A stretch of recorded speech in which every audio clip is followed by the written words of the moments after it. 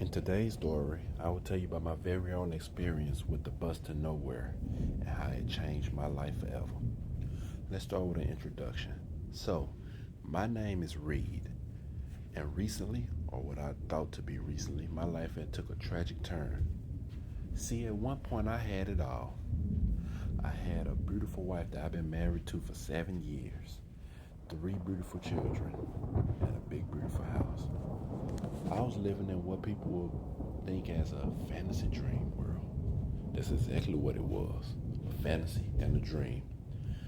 Because I eventually found out that my wife for 7 years was having a 6 year affair with my best friend. And them three kids, they were all biologically his. So my heart was torn apart, my trust was torn apart, and my world was completely torn apart. I resorted to alcohol, and I guess one day in a drunken rage, I may have said something that sounded threatening, but regardless, I was detained, and my wife had divorced me. When she divorced me, she took everything. She took all the money, and she took the house. My older brother reached out to me. He had told me that he'll pay for me to come up there with him, and I could stay there as long as I want till I get on my feet. I quickly agreed. He lived in Pennsylvania. One day, as he went to work, I told his wife that I'd be back. I'm going for a little walk. Truth be told, I was actually going to commit suicide. I had every plan to go and jump off that bridge and drown. So, as I was walking, nighttime quickly came. So I decided to take a break and sit down at the bus stop because my feet was hurting. As I sat down, traffic came and went, people walked, buses came and went, but there was one bus that rounded the corner that caught my eye. The reason it caught my eye because I felt some type of attachment to this bus, almost a supernatural attachment, like I needed to be on it. And as I looked up at the bus, I tried to read the top where the destination would be at, and it was just a bunch of letters and numbers jumbled together. It made no sense. But the bus pulled up to the stop where I was sitting at, and the doors opened. The driver didn't look at me. He kept looking forward. I couldn't see his face because his cap was casting a shadow over his face. I just stared into the bus, and eventually the doors closed and the bus started to take off. Well, that caused me to panic because, like I said, I felt a supernatural attachment to the bus, and before I knew it, I had got up and ran behind it and tried to flag it down, which it did. The brake lights came on, the bus came to a stop, and he eventually let me on. As I walked up the steps, I turned down the aisle and I peered, and I looked at all the other occupants on the bus. Several of them I couldn't see their faces either, but the ones I could see I'd never forget. They all had faraway looks in their eyes. All of them eyes looked dead, almost like a zombie land. And as I was about to proceed to my seat, a hand grabbed my wrist, an icy cold grip, and I looked back, and the driver was staring directly at me, and I still could not see his face, but what he said chilled me to the bone. I remember him saying, "Listen closely, son.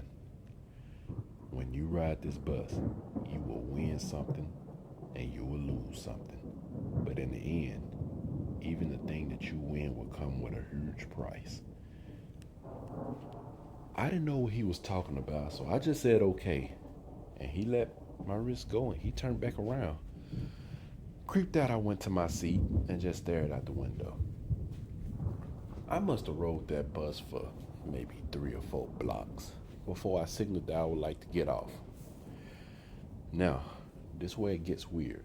As I got off, I realized that I ended up getting off exactly at the same stop that I got on at. I got off into sunlight. Keep in mind, once I got on the bus, it was nighttime. I only rode the bus for a few blocks, and I got off, and there's sunlight. So now I'm like, what's going on? As I walked back in the direction of my brother's place, I noticed that the buildings are looking different. Several businesses that I've passed now have closed signs on them. They have boarded windows. Some have closing soon signs on them. None of this was there on my way to this bus stop. That's when I saw it.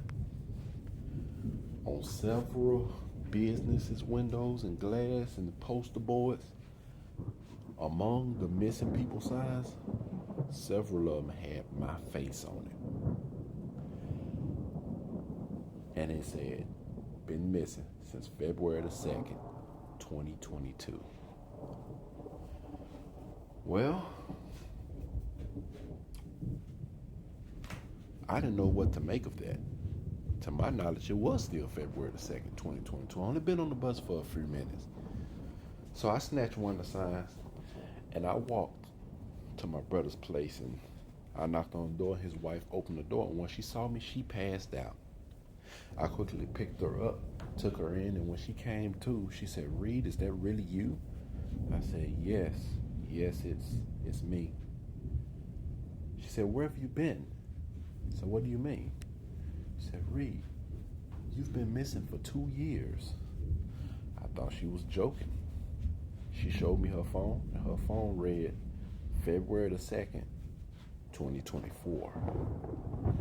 I started to panic. I said, "Look, I only went for a few blocks on the bus and came back." She quickly shook her head. She said, "Reed, everybody been looking everywhere for you. We thought you had went somewhere and died." I said, "Look, where's my brother?" She started crying.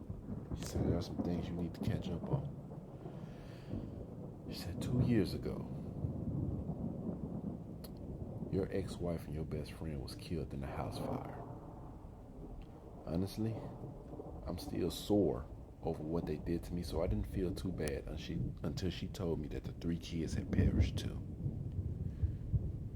So what seemed like a tragic win for me just turned to a tragic loss, because the children didn't deserve that. And I took a deep breath and gulped, because now what that driver said to me was coming back to my mind. And shakily I asked, "Where's my brother?" And she started sobbing again, and she said, "Last year your brother was out looking for you when a drunk driver ran into him and your brother was killed on the scene."